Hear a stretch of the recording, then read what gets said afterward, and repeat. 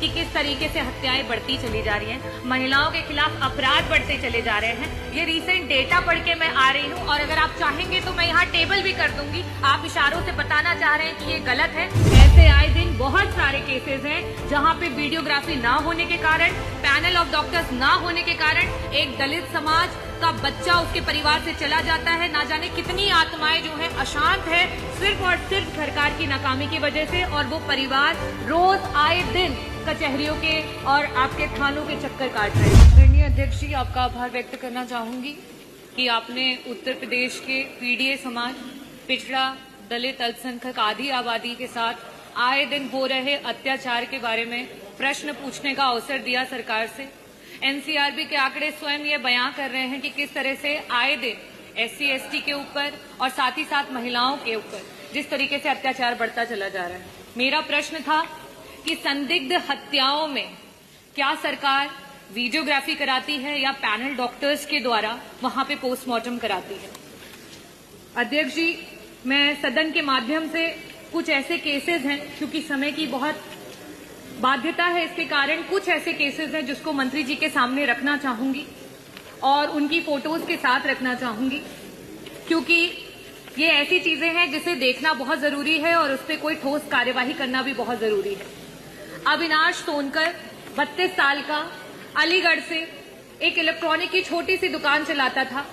उसकी postmortem report में ये आता है कि उसका जो एग्जिट और एंट्री वुंड है वो उसकी शव की फोटो से मेल नहीं खाता है, और पुलिस कहीं ना कहीं इसे ये दर्शा रही है कि वो एक सुसाइड है, जबकि पोस्टमार्टम रिपोर्ट में ये भी पाया गया है कि दोनों एग्जिट और एंट्री साइड पे जो बोन्स है वो फ्रैक्चर पाई गई हैं, जो कि सुसाइड में कनपटी से जब आप गोली चलाएंगे, बुलेट चलाएंगे तो ऐसी स्थिति में होना पॉसिबल नहीं है।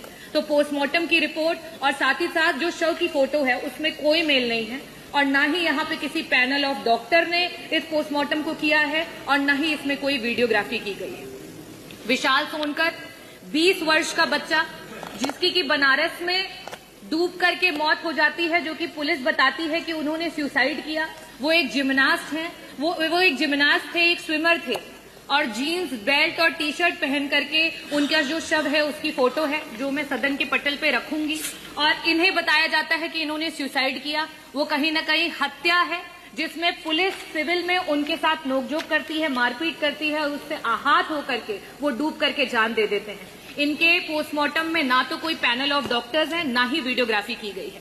प्रियंका सोनकर, जो कि आगरा की रहने वाली थी, शादी के जस्ट 12 दिन बाद दहेज की वजह से उनकी मृत्यु हो जाती है।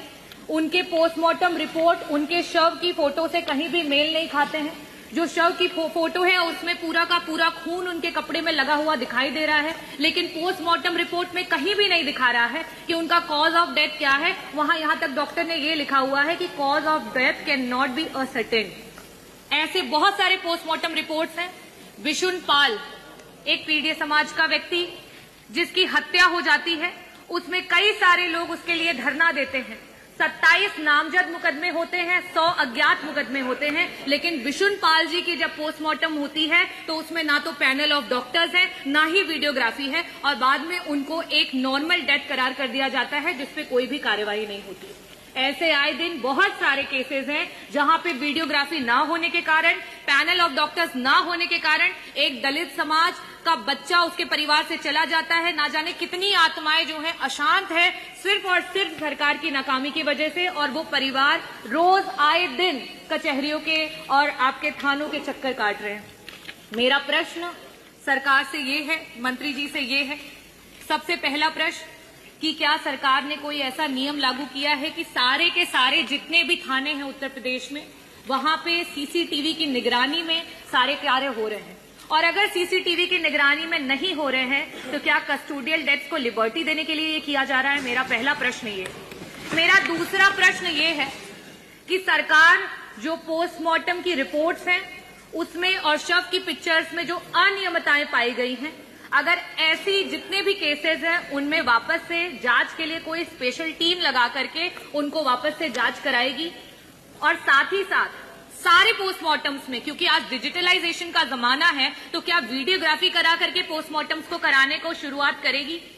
मेरा लास्ट सवाल आपसे ये है मंत्री जी कि आए दिन आपके खुद के एनसीआरबी के आंकड़े बता रहे हैं कि किस तरीके से हत्याएं बढ़ती चली जा रही हैं, महिलाओं के खिलाफ अपराध बढ़ते चले जा रहे हैं। ये रीसेंट डेटा पढ़ के मैं आ रही हूं और अगर आप चाहेंगे तो मैं यहाँ टेबल भी कर दूंगी। आप इशारों से बताना चाह रहे हैं कि ये गलत है, चाहे वो महिलाओं के खिलाफ अपराध हो जिसमें 1 लाख पॉपुलेशन में 60,000 महिलाएं हैं जो आए दिन अपराध का शिकार हो रही हैं। साथ ही साथ SC/ST कम्युनिटी का भी मैं टेबल कर दूंगी। मेरा आपसे आखिरी प्रश्न ये है कि जो परिवार अपने लोगों को खो दे रहा है, एक प्रजापति समाज के 2 बच्चे छोटी सी चाउमीन की दुकान चलाते थे जौनपुर में, मात्र थाने से 100 मीटर की दूरी पे गला रेत करके उनकी हत्या कर दी गई और ऐसे ना जाने बहुत सारी वारदातें सामने आई हैं। इन परिवारों को जहां से आज उनके भरण पोषण के लिए कोई नहीं बचा है, क्या सरकार उन परिवारों को कोई मुआवजा देगी और साथ ही साथ रोजगार की किसी स्कीम से जोड़ेगी?